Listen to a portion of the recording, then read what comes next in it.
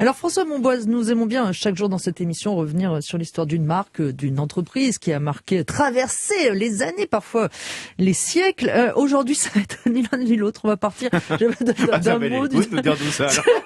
On a choisi les soldes.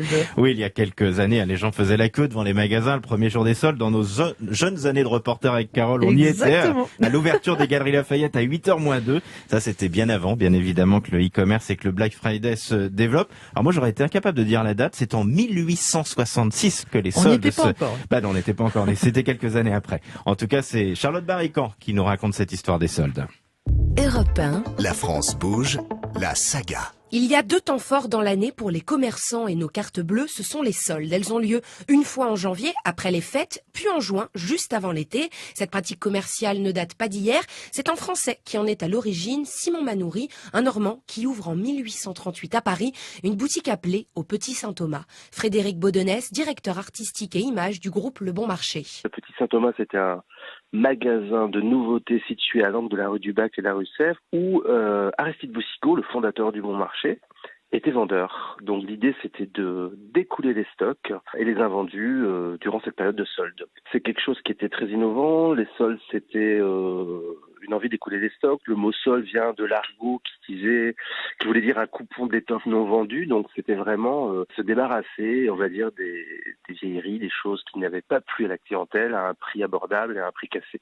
D'abord, on solde les étoffes, les petits bouts de tissu et rapidement on étend les promotions à tous les produits. Ça marche fort, les Parisiens sautent sur l'occasion d'avoir des produits moins chers. En 1894, Manoury ferme son magasin, mais son jeune vendeur, Aristide Boucicaut, garde l'idée en tête au moment de créer le Bon Marché et transforme le concept. Les soldes du blanc, inventés par Aristide Boucicaut. Alors la légende dit que après les fêtes de Noël, il était dans son bureau face au square Boucicaut et il neigeait et donc le jardin était recouvert de neige, tout blanc.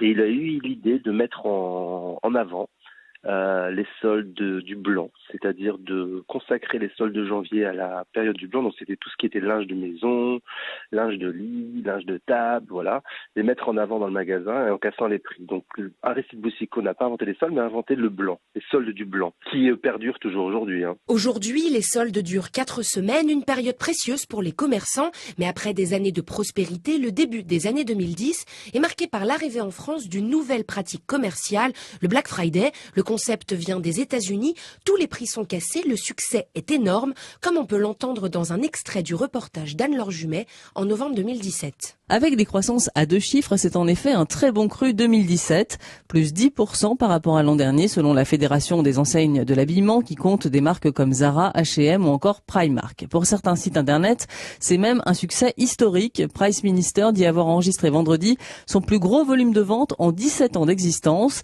Et à l'issue de ces 3 jours, les ventes sont 2 fois supérieures à la même période de l'an dernier. Avec la multiplication des périodes de réduction, Black Friday, vente privée, les soldes ne sont plus le seul moment où les prix sont bradés et la crise du Covid n'a pas aidé. Le premier jour des soldes d'été 2021 a connu une diminution de 18% de son activité par rapport au premier jour des soldes de 2019.